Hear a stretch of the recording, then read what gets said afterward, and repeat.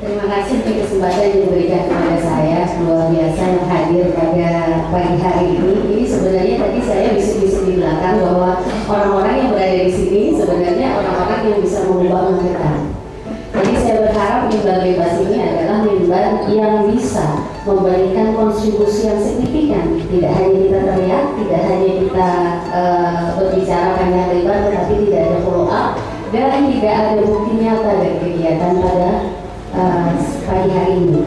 Baik, saya berbicara tentang pariwisata karena saya berbicara tentang hal yang memang saya tahu, gitu.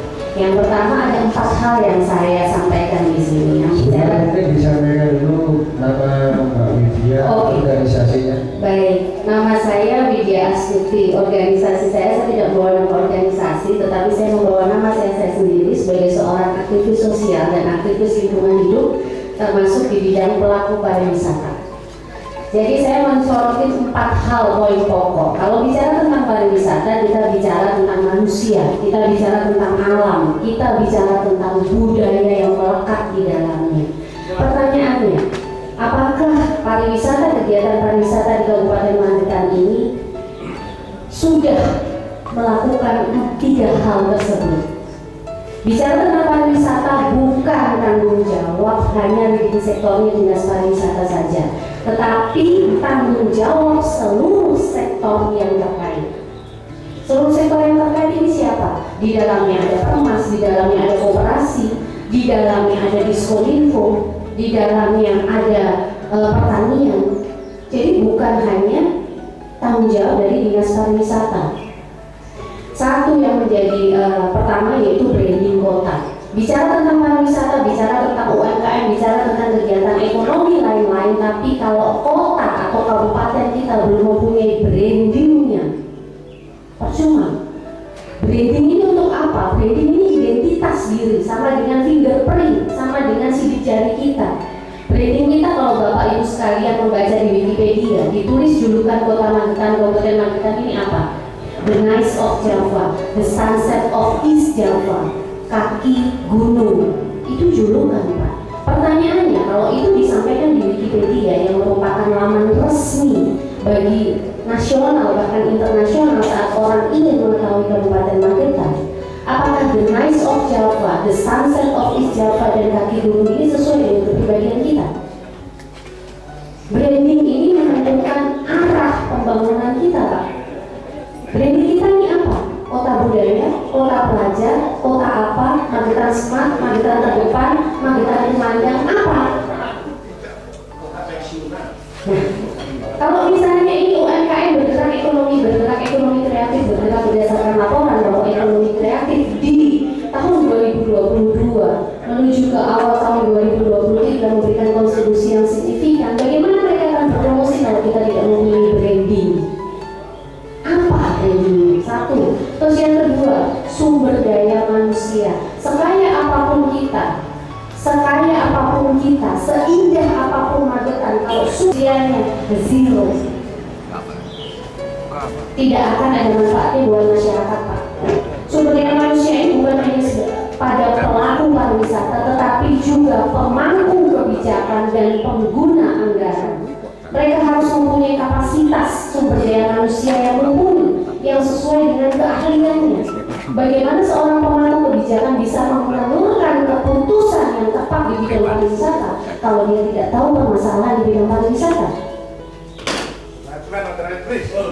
The right man in the right place. Kalaupun tidak ada keterbatasan, misalnya di dinas tidak ada the right man in the right place, setiap dinas punya instrumen pentahelitnya, maksimalkan itu, percayakan sumber daya lokal. Bukan menutup kemungkinan untuk kolaborasi dengan pihak luar. Kolaborasi dengan pihak luar itu akan berjalan dengan baik dan enteng kalau pemerintah daerah mampu berkolaborasi terlebih dahulu dengan sumber daya lokal yang mumpuni. Jadi jangan terus berkolaborasi dengan luar. Sense of belonging masyarakat Magetan untuk kepemilikan di Magetan ini harus dimiliki, dan ini adalah tugas dari pemerintah daerah, baik itu eksekutif maupun itu legislatif. Karena Magetan ini tidak dijalankan hanya oleh eksekutif. tetapi oleh pihak legislatif. Jadi sumber daya manusia ini sangat penting. Penganggaran yang luar biasa tanpa sumber daya manusia yang penting, tanpa sumber daya manusia yang mumpuni, penganggaran itu hanya akan sia-sia. Ini terkait dengan poin selanjutnya mengenai grand design. Banyak sekali bangunan-bangunan untuk kegiatan kepariwisataan ataupun bangunan-bangunan lain yang hanya dibangun, tapi tidak bisa menggunakannya, bahkan merawatnya. Untuk apa kalau hanya dibangun? Bapak Ibu sekalian tahu, sebelum membangun mereka harus menggunakan grand design atau yang disebut tadi master plan. Master plan itu harusnya mungkin secara ideal adalah 25 tahun. Tetapi apakah master plan kita, yang saya tahu tenaga sarangan, master plan-nya dalam 1 tahun sudah berubah berapa kali. Dan itu anggarannya tidak sedikit Bapak Ibu sekalian. Jadi dengan sumber daya manusia yang tepat, mereka akan mampu menganggarkan yang tepat, mengidentifikasi permasalahan secara tepat, agar apa yang diputuskan juga tepat dan dibutuhkan. Ini juga tidak terlepas dari konservasi. Apakah kegiatan kepariwisataan di Kabupaten Magetan? Kabupaten Magetan ini banyak sekali kegiatan kepariwisataannya ada di wilayah barat, tidak menutup kemungkinan di wilayah timur. Di wilayah timur didominasi oleh desa-desa. Tetapi mereka juga tidak mengerti itu apa konservasi, apa itu AMDAL. Pertanyaan saya, ada nggak analisis dampak lingkungan yang dilakukan secara dengan kajian yang tepat di Kabupaten Magetan ini? Sebut satu saja. Sudah 7 menit yang pertama. Ya, kita 3 menit lagi ya. Jadi seperti itu. Konservasi ini penting. Seperti di daerah wilayah barat, hutan purba seharusnya tidak boleh digunakan. Hutan purba dengan pohon yang puluhan tahun kemudian ditebang hanya untuk kegiatan kepariwisataan atau untuk ekonomi segelintir orang, kemudian diganti dengan penanaman pohon yang hanya umurnya 1 tahun 2 tahun. Masuk akal tidak Bapak Ibu sekalian? Bumi kita cuma satu Pak. Magetan bagian barat untuk Magetan hilang. Apakah ada kajian? Apakah ada izin? Bangunan dengan bebas berdiri, hutan dengan bebas dijajah, hutan dengan bebas dihancurkan.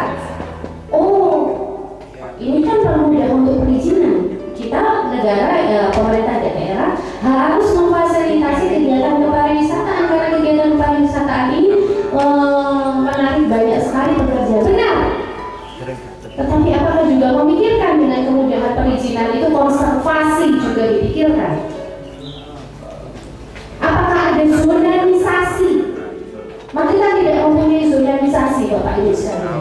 Artinya zonisasi ini ada red area, yellow area, green area. Jadi misal di barat misalnya ada green area. Green area itu mau dibeli berapa triliun oleh orang yang punya duit pun seharusnya tidak boleh. Red area seharusnya tidak boleh. Tidak semua boleh dijajah hutan itu, tidak semua boleh digunakan. Iya, itu milik pemerintah daerah, iya itu milik negara. Tetapi zonisasi ini penting. Penting ada apa? Di situ yang merah, yang benar-benar daerah merah, tidak boleh Pak dijual, tidak boleh dibangun apapun. Ada nggak zonisasi di Kabupaten Magetan? Saya tanya. Semua bebas membangun. Yang paling miris adalah bahwa Magetan ini banyak hutan di atas gunung, tetapi susah cari air. Benar nggak di atas? Apa sebabnya Bapak Ibu sekalian? Karena kita tidak punya peta air di dalam tanah. Kita tidak punya peta hutan yang selama 25 tahun oleh perhutani tidak diperbaiki. Ini memang rusak Pak. Jadi ya, jadi 4 poin pokok yang ingin saya sampaikan tadi, bahwa branding kota penting, 2 sumber daya manusia, yang ketiga grand design, yang keempat adalah konservasi. Ini semua mencakup kegiatan kemanusiaan. Kita nggak akan bicara UMKM, kita nggak akan bicara grand design, kita nggak ada itu pembangunan di Kota Magetan kalau Magetan ini jatuh di barat. Demikian yang bisa saya sampaikan, semoga bisa menjadi pemikiran dan saya berharap pada siang hari ini apa yang kita sampaikan bisa langsung didengar, disampaikan dan di follow up, tidak hanya berhenti di sini, tidak menyanyiakan waktu kita siang hari ini. Terima kasih. Wassalamualaikum warahmatullahi wabarakatuh. Terima kasih.